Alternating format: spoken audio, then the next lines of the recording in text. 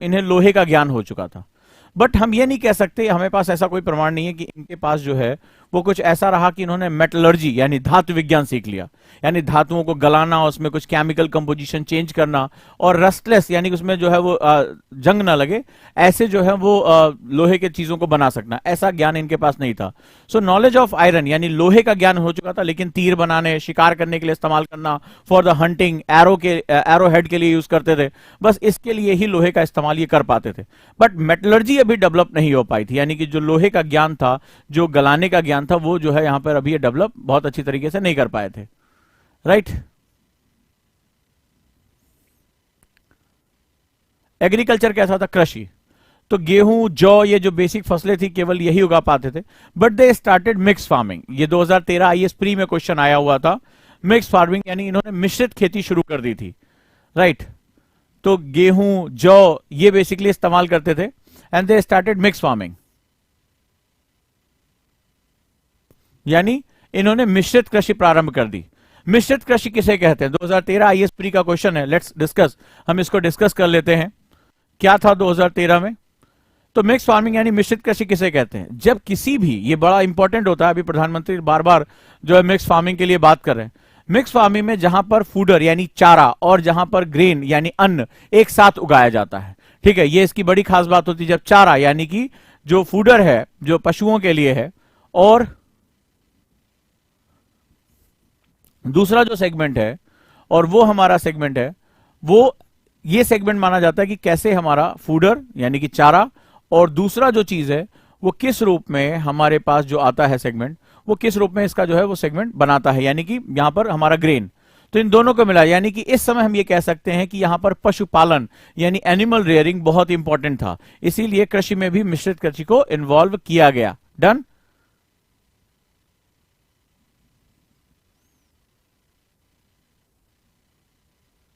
No, अब हम यहां कुछ और चीजों के बारे में बात करते हैं, और बात करते हैं सोशल सिस्टम।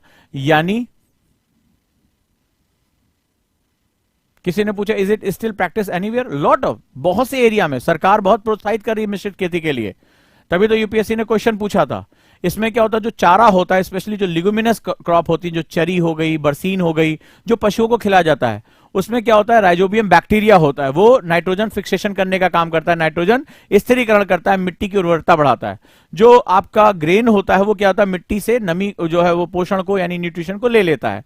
तो इससे क्या होता है, बैलेंस जो है सॉइल की जो न्यूट्रिशन वैल्यू है वो बनी रहती है। Right. Next one, social system, सामाजिक इस समय तंत्र कैसा था? लिखो सामाजिक स्थिति। Head of the family was known as grihapati, उसको गृहपति कहा जाता। लिखो परिवार के मुखिया को गृहपति कहा जाता था, के मुखिया को गृहपति कहा जाता था।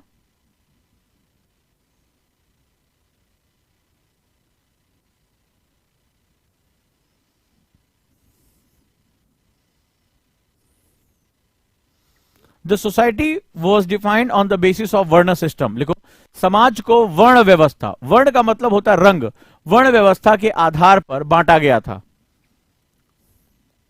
बट यहां पर बहुत से नए कॉन्सेप्ट आपको जानने पड़ेंगे। मेरे एनसीईआरटी के स्टूडेंट अगर मुझे सुन रहे होंगे तो अब उनकी आंखें चमक गई होंगी। जब मैं हिस्ट्री पढ़ा रहा था तो मैंने इसके बारे में बहुत ही लंबा चौड़ा एक व्याख्यान दिया था, बहुत से इसके कॉम्प्लेक्स इश्यू आपको बताए थे।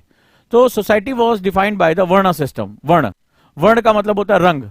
देखो समाज वर्ण व्यवस्था पर आधारित था। ये जो वर्ण था, कई बार हमें लगता है कि हम इसमें जो है इसकी बड़ी आलोचना भी करते हैं। तो चतुर्वर्ण थे, 4 वर्णाज आर देयर, ठीक है, 4 वर्ण यहां पर जो है जाने जाते थे। बेसिकली ये जो है लेबर डिवीजन के बेस पे था। हमने जब शुरुआत इसकी की थी तो ये बेसिकली जाति व्यवस्था नहीं थी, ये वर्ण तंत्र जो था वो बेसिकली लेबर डिवीजन था। लेबर यानी ये कर्मणा आधारित था, on the basis of work, कर्मणा आधारित, ठीक है। ये हॉरिजेंटल व्यवस्था थी। हॉरिजेंटल व्यवस्था मतलब सभी लोग समान थे और उनके काम की वैल्यूज के हिसाब से उनके जो सेगमेंट डाले जाते थे। चूंकि भारत शुरुआत से ही एक बहुत बड़ी, अगर मैं तुमसे कहूं, आगे मैं डिस्कस भी करूंगा इस बारे में जब हिस्ट्री में मैं आऊंगा, तो जब मैं यहां बात करूंगा तो वहां पर हम एक देखते हैं कि यहां हमें एक बड़ा, एक त्वरित हमें मूवमेंट सा दिखाई पड़ता है, बहुत ही जबरदस्त मूवमेंट दिखाई पड़ता है कि हमारे यहाँ उद्योग जो हथकरघा और ये सारी चीजें, उद्योग धीरे धीरे बढ़ने लगा था। जब आप किसी भी उद्योग में जाते हैं तो जो किसी भी इंडस्ट्री की जान उसकी लेबर होती है। लेबर जितनी स्किल्ड होती है, जितनी डिवाइड आप कर सकते हैं, ये स्किल्ड है, अनस्किल्ड है, मैनुअल है, ऑटोमेटिक है, जितना भी आपका लेबर डिवाइड होता है उतना इफिशियंसी होती चली जाती है। किसी भी इंडस्ट्री का बेस उसका लेबर होता है, लेबर का बेस उसकी स्किल होती है। जितना वो अपने काम में दक्ष है, जितना वो ट्रेंड है, उतना ही इकोनॉमी के लिए वो बेनिफिशियल होता है। तो ये बहुत ही इंपॉर्टेंट सिस्टम था और हमारे साथ ये बना था, यानी कि ये जो है कर्म के आधार पर ये डिवाइडेड था। आगे चलकर गांधी की फिलॉसफी जो आप पढ़ोगे तो इसमें आपको ये दिखाई पड़ेगा। So on the basis of work जो यहां पर था, सभी के काम की वैल्यू बराबर थी, और जो कोई पढ़ाने का काम कर रहा है वो ब्राह्मण हो गया, जो युद्ध का काम कर रहा है, शक्ति का काम कर रहा है, वो दूसरे सेगमेंट में हो गया। But that is on the basis of the कर्मणा, कोई ऊपर और नीचे नहीं था, और उनके अपने गुणों के आधार पर इसको बांट दिया गया था। इससे स्किल्ड लेबर मिलती थी, और स्किल्ड लेबर होने की वजह से धीरे धीरे क्या होता है, इकोनॉमी प्रॉस्परस होती चली जाती है, उनकी स्किल बढ़ती है। ठीक है, वो परंपराओं के रूप में काम करते हैं, परिवार से परिवार में, कि वो मिट्टी का बर्तन बना रहा है तो उसके बच्चे को भी और स्किल मिलती है, तो इससे बहुत अच्छा जो है वो सेगमेंट मिल जाता है।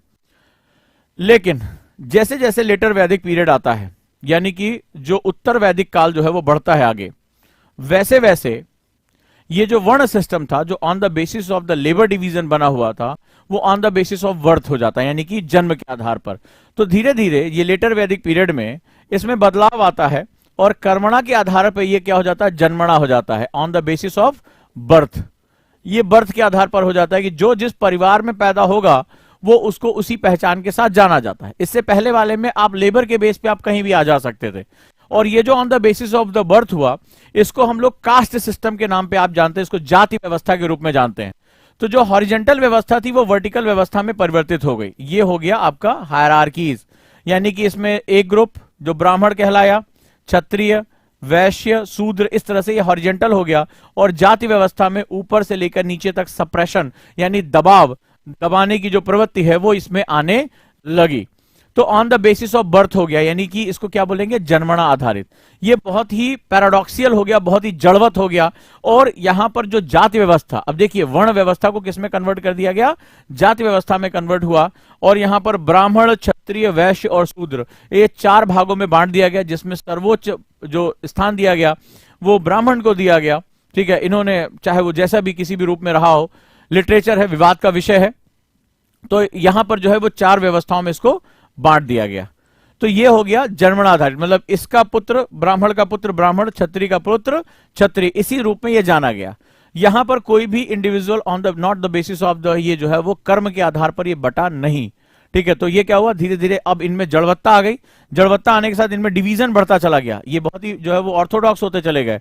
और जातीय संघर्ष, भारत में जो जाति विभाजन है वो बढ़ना शुरू हो गए। और आज भी हम ये देखते हैं कि ये खासतौर पर जो मेजोरिटी जो रिलीजन है, हिंदू धर्म, उसमें ये जो जाति व्यवस्था है ये बहुत जड़वत पाई जाती है, बहुत ही जगड़न के साथ पाई जाती है। और वहां पर जो होता है वो कास्ट, जो हम लोग कहते हैं स्ट्रगल, हमें यानी जातीय संघर्ष भी हमें दिखाई पड़ते हैं।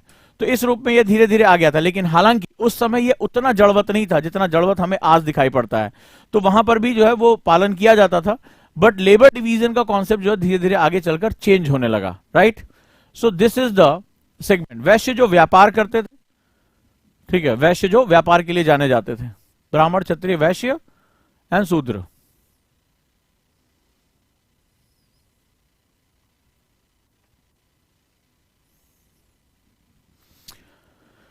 अदनान ने पूछा है मोहम्मद साहब ने कि is that time when Aryan were prevalent at the Madhya Desh there were any other civilization in the southern part of India. देखो अभी मैपिंग में ये सवाल का जवाब देना मुश्किल रहेगा। क्यों? क्योंकि तुम्हें ये समझना पड़ेगा तुम हिस्ट्री किसकी पढ़ रहे हो। तुम वेस्टर्न हिस्ट्री पढ़ रहे हो या तुम अपनी खुद की हिस्ट्री पढ़ रहे हो। जब तुम जानोगे आगे चलकर कि हम ज्यादातर वेस्टर्न हिस्ट्री पढ़ते हैं, जो हमें अंग्रेज बताते हैं, हम उसी हिस्ट्री को, और उनकी थ्योरी के हिसाब से आर्यन बाहर से आए थे, इन्वेडर्स थे, और द्रविडियन जो साउथ इंडिया तुम कह रहे हो वो यहाँ के मूल निवासी थे। और आगे चलकर ये हुआ कि आर्यन ने, जो गोरे से दिखते थे बिकॉज वो यूरोपियन कंट्री से आए थे, और जो यहाँ के अश्वेत लोग थे, काले दिखने वाले लोग, डार्क कलर, डार्क स्किन के लोग थे, उनको दास बना लिया। ये भी थ्योरी हमारे सामने आती है। बट इतिहास को जब अभी, चूंकि हम मैप पढ़ रहे हैं, तो अभी इतिहास का पर्सपेक्टिव नहीं बताऊंगा। जब मेरे साथ इतिहास में आओगे तब तुम्हें पता चलेगा हिस्ट्री एक पर्सपेक्टिव होता है, हमारा देखने का नजरिया क्या है। इतिहास कभी भी जो है वो एक निश्चित नहीं हो सकता। आप किस रूप में इतिहास को देख रहे हो ये बहुत डिपेंडेंट होता है। राइट,